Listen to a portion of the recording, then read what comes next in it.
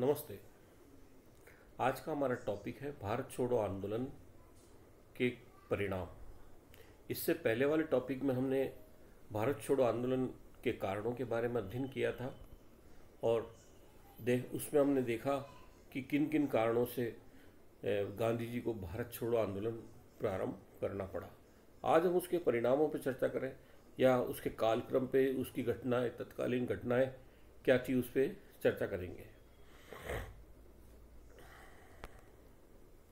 भारत छोड़ो आंदोलन को प्रारंभ करने से पहले क्रिप्स मिशन भारत आया और क्रिप्स मिशन की असफलता ने भारत छोड़ो आंदोलन की पृष्ठभूमि को तैयार किया।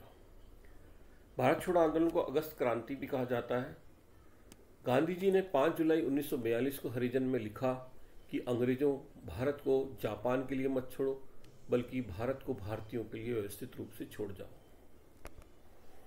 भारत छोड़ो प्रस्ताव वर्धा बैठक 7 जुलाई से 14 जुलाई 1942 को ये प्रारंभ की गई और इस भारत छोड़ो प्रस्ताव की वर्धा बैठक में जो शामिल नेता थे उसमें मौलाना अबुल कलाम आज़ाद, सरोजनी नायडू, जवाहरलाल नेहरू, वल्लभ भाई पटेल, राजेंद्र प्रसाद, सीतारामैया, गोविंद वल्लभ पंत, प्रफुल्ल चंद्र बोस, सैयद महमूद, आसफ अली, जेबी कृपलानी और गांधी जी, ये प्रमुख नेता थे और इन्होंने सब ने मिलकर भारत छोड़ो नामक प्रस्ताव को पारित किया। अब भारत छोड़ो नामक प्रस्ताव में जो उद्देश्य दिए गए थे वह निम्न प्रकार से थे। उन उद्देश्यों में पहला ये था कि भारत से विदेशी सत्ता का अंत हो। दूसरा, भारतीयों को किसी भी प्रकार के संकट के लिए जागरूक किया जाए और उन्हें सशक्त बनाया जाए। तीसरा, विदेशी सत्ता को समाप्त करके सांप्रदायिक एकता स्थापित की जाए। चौथा, स्वतंत्रता प्राप्ति के बाद संसार के सभी देशों में शोषित लोगों के लिए नैतिक व धार्मिक नेतृत्व को स्थापित किया जाए। एशिया के सभी उपनिवेशों जो देश थे उसमें स्वतंत्रता प्राप्ति के लिए उनको सहायता देना ताकि वे भारत की तरह ही स्वतंत्रता को प्राप्त कर सके और एक अंतर्राष्ट्रीय संघ की स्थापना करना, ये वर्धा बैठक के उद्देश्य थे। गांधी जी के विभिन्न भाषणों में इस जन आंदोलन को विभिन्न वर्गों के लिए जो भी निर्देश दिए गए वह निम्न प्रकार से थे। पहला, सरकारी कर्मचारी नौकरी न छोड़ें लेकिन कांग्रेस के प्रति अपनी निष्ठा की घोषणा कर दें। दूसरा, सैनिक अपने देशवासियों पर गोली चलाने से इनकार कर दे। तीसरा, राजा और महाराजा अपनी जनता की प्रभुसत्ता को स्वीकार करें। चौथा, छात्र पढ़ाई तभी छोड़ें जब आज़ादी हासिल हो जाने तक वे अपने निर्णय पर डटे रहें। किसान सरकार को मालगुजारी न दें। छठा, जहां जमींदारी प्रथा है वहाँ यदि जमींदार सरकार का साथ दे तो उसे कोई कर न दें। और सातों, सभी संप्रदाय इसमें भाग लें। करो या मरो, डू और डाई का नारा गांधी जी ने इस जन आंदोलन करो या मरो, डू और डाई का नारा गांधी जी ने कहा कि इस जन आंदोलन में सब साधनों, हिंसात्मक या अहिंसात्मक साधनों का प्रयोग किया जा सकता है, परंतु इसके फलस्वरूप उन्होंने कहा कि मैं हिंसा नहीं चाहता, परंतु यदि हिंसा आरंभ होती है तो उसके लिए कुछ नहीं किया जा सकता। यह हमारी विदेशी शासन सत्ता के विरुद्ध अस्त्रहीन क्रांति होगी। यह सबसे बड़ा आंदोलन होगा और यह आंदोलन कांग्रेस के लिए अंतिम कोशिश होगी जिसमें या तो भारतीय स्वतंत्रता प्राप्त करेंगे या मर मिटेंगे। सरदार पटेल ने इलाहाबाद में विद्यार्थियों से कहा कि वे इस आंदोलन में कोई भी साधन अपना सकते हैं। कांग्रेस उन्हें मार्गदर्शन करने के लिए नहीं होगी, उन्हें स्वयं निर्णय करना होगा कि किस परिस्थिति में क्या करना है। प्रत्येक व्यक्ति अपने को स्वतंत्र समझे तथा विदेशी सत्ता के आदेशों का उल्लंघन करे। यह संदेश उन्हें घर घर तक पहुंचाना होगा। सुमित सरकार ने लिखा कि आंध्र की प्रदेश कांग्रेस कमेटी ने, जिसमें 6 चरणों की रूपरेखा दी गई थी, वह ये थे। पहला चरण, सभी आदेशों का उल्लंघन करना, नमक बनाना व गैर कानूनी सभाओं की सदस्यता ग्रहण करना। तो पहले चरण में ऐसा करना था। दूसरे चरण में वकील वकालत छोड़ देंगे, विद्यार्थी विद्यालय छोड़ देंगे, महाविद्यालय छोड़ देंगे, जज अदालत और सरकारी कर्मचारी नौकरियां छोड़ देंगे। तीसरे चरण में मजदूर हड़ताल करेंगे। चौथे चरण में विदेशी कपड़ों, शराब की दुकानों, विदेशी मुद्रा का बहिष्कार किया जाएगा। और पांचवें चरण में गाड़ियां रोकी जाएगी, बिना टिकट यात्रा करना, टेलीफोन टेलीग्राम के तारों को काटना आदि किया जाएगा। और छठे चरण में कर नहीं देंगे, सेना को रोकेंगे, बंदी बनाने पर भी आंदोलन स्थगित न करना। ये सब चीज़ें 6 चरणों में व्यवस्थित रूप से बताएगी गांधी जी ने। गांधी जी का प्रसिद्ध भाषण। गांधी जी ने अपने भाषण में 8 अगस्त 1942 की रात्रि में कहा कि मैं तुरंत स्वतंत्रता चाहता हूँ, अगर हो सके तो आज रात ही, पौ फटने से पहले ही। मैं पूर्ण स्वतंत्रता से कम किसी चीज से संतुष्ट होने वाला नहीं, आजादी से कुछ कम भी नहीं। एक मंत्र, छोटा सा मंत्र जो मैं आपको देता हूं, उसे आप अपने हृदय में अंकित कर सकते हैं। वह मंत्र है करो या मरो। या तो भारत को आज़ाद कराएंगे या इस कोशिश में हम अपनी जान दे देंगे। अपनी गुलामी का स्थायित्व देखने के लिए हम जिंदा नहीं रहेंगे। नेहरू जी ने भी 8 अगस्त 1942 को कहा कि हमने स्वयं को अग्नि में धकेल दिया है, या तो हम इसमें से सफलतापूर्वक बाहर निकल आएंगे या इसी के साथ समाप्त हो जाएंगे। आंदोलन की क्रिया प्रतिक्रिया, अर्थात इस आंदोलन को प्रारंभ हुआ और इस आंदोलन के प्रारंभ होने के बाद कौन कौन सी क्रिया प्रतिक्रिया हुई। 9 अगस्त 1942 को सुबह जल्द ही महात्मा गांधी कांग्रेस वर्किंग कमेटी के सदस्यों को व अन्य देश के अन्य भाग से कांग्रेस नेताओं को ब्रिटिश सरकार ने घबराकर बंदी बना लिया। अब गांधी जी को पुणे के आगा खां महल में नजरबंद रखा गया। कांग्रेस कार्य समिति के सदस्यों Nehru, Abul Kalam Azad, Asif Ali, JB Pant, Prafulla Chandra Ghosh, doctor Sitaramayya, doctor Syed Ahmud, JB Kripalani आदि को अहमदनगर किले में रखा गया। राजेंद्र प्रसाद को पटना में नजरबंद रखा गया।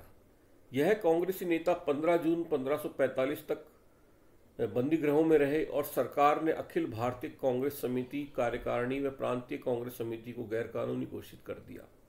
जयप्रकाश नारायण को गिरफ्तार करके बिहार की हजारीबाग जेल में रखा गया। सरकार के द्वारा की गई गिरफ्तारियों से देश भर में जनता अचंभित व क्रोधित व अनियंत्रित हो गई। मुंबई में लाखों लोग ग्वालियर टैंक की ओर उमड़ पड़े। जनता ने पूरे देश में जुलूस व हड़तालें की। सरकार ने प्रेस पर हमला करते हुए बहुत से अखबारों जैसे नेशनल हेराल्ड और हरिजन को प्रतिबंधित कर दिया। प्रांतीय व स्थानीय नेता जो गिरफ्तारियों से बच गए थे, उन्होंने अपने प्रांतों में जाकर विद्रोह का नेतृत्व किया।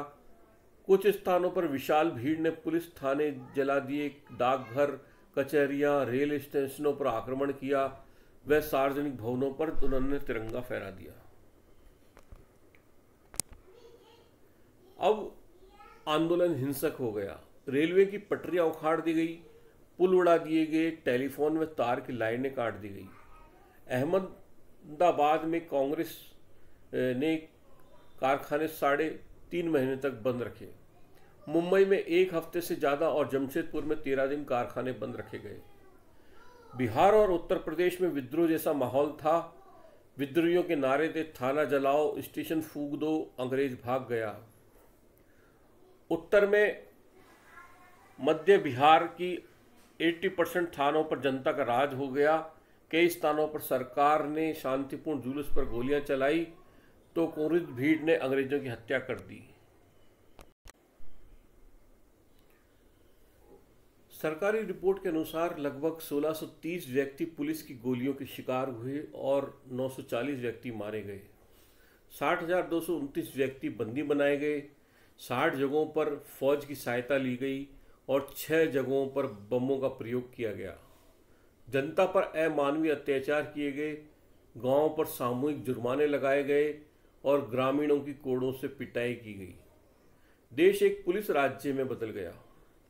जयप्रकाश नारायण बिहार की हजारीबाग जेल से फरार होकर अपने सहयोगियों के साथ आजाद दस्ता बनाकर सशस्त्र संग्राम की तैयारी व जन क्रांति करने लगे।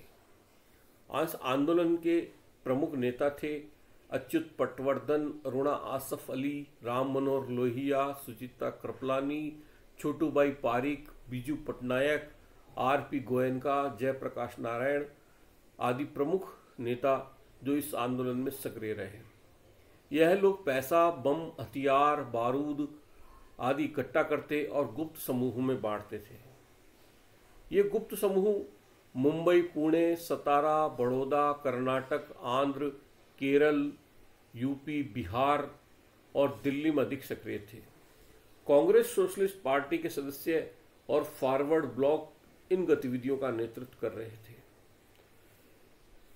वैसा वर्ग का भी इसमें समर्थन था।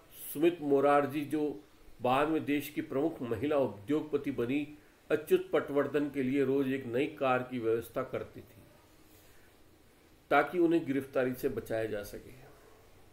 मुंबई शहर के विभिन्न केंद्रों से कांग्रेस रेडियो का गुप्त रूप से संचालन होता, जिन्हें मद्रास तक सुना जाता था। राम मनोहर लोहिया नियमित रूप से कांग्रेस रेडियो पर बोलते थे और नवंबर 1942 में पुलिस ने इनको जब्त कर लिया। गांधी जी का उपवास एवं रिहाई। गांधी जी ने दमन और हिंसा के लिए सरकार को दोषी ठहराया और आगरा पैलेस में अपनी गिरफ्तारी के दौरान 10 फरवरी से आत्मशुद्धि के लिए 21 दिन का उपवास उन्होंने प्रारंभ किया। अब लोगों में जन आक्रोश बढ़ने लगा। आगरा पैलेस के बाहर सत्याग्रह करने की लोग छिपकर पुणे में पहुंचने लगे। सरकार के पास गांधी जी की रिहाई के लिए हजारों चिट्ठियां पहुंची। विदेश से भी गांधी जी को रिहा करने के लिए सलाह दी गई। वायसराय की कार्यकारिणी परिषद के 3 सदस्य एम.एस. गनएनी, एन.आर. सरकार और एच.पी. मोदी ने इस्तीफा दे दिया। सरकार ने गांधी जी की बढ़ती हालत पर कोई ध्यान नहीं दिया। ब्रिटिश प्रधानमंत्री चर्चिल ने कहा कि जब दुनिया में हम हर कहीं जीत रहे हैं तो ऐसे वक्त हम कमबख्त बुड्ढे के सामने कैसे झुक सकते हैं जो हमारा दुश्मन रहा। सरकार गांधी जी के अंतिम संस्कार की तैयारी करने लगी, पर हमेशा की तरह गांधी जी ने अपने विरोधियों को मात दी और 7 मार्च 1943 को गांधी जी ने सफलतापूर्वक अपना उपवास समाप्त किया। गांधी जी की बिगड़ती दशा को देखकर सरकार ने उन्हें 6 मई 1944 को रिहा कर दिया गया। इस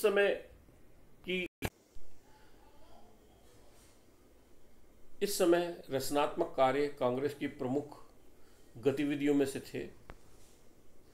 बढ़ते अंतर्राष्ट्रीय दबाव के कारण सरकार को विवश होकर गांधी जी से वार्ता प्रारंभ करनी पड़ी। आंदोलन के दौरान समांतर सरकारों की स्थापना हुई। पहली सरकार बलिया के चित्तू पांडे के नेतृत्व में बनी। दूसरी सरकार बलिया के मिदनापुर जिले के तामलुक नामक स्थान पर 17 दिसंबर 1942 को जातीय सरकार राष्ट्रीय सरकार बनी, जो सितंबर 1944 तक रही। 17 महाराष्ट्र की समांतर सरकार सबसे ज्यादा लंबे समय तक चलने वाली सरकार थी। वाई.बी. चौहान यहाँ के महत्वपूर्ण नेता थे। आंदोलन के असफलता के कारण यह आंदोलन क्यों असफल हुआ? आंदोलन के सब प्रमुख नेता बंदी बना लिए गए थे।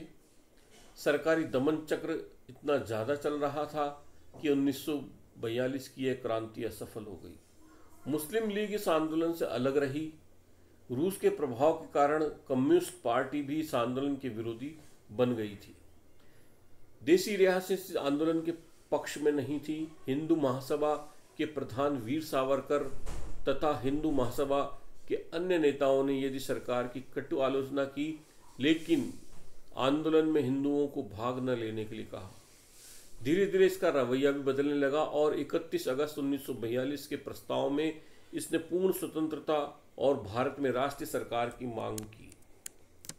उदारवादी नेता तेज बहादुर सुप्रू व हृदयनाथ कुंजरू भी इस आंदोलन के विरोधी थे।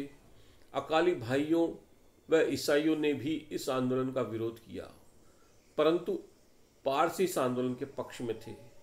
वे भारत की पूर्ण स्वतंत्रता चाहते थे। असफल होने के बाद भी इस आंदोलन के महत्व को कम नहीं आंका जा सकता।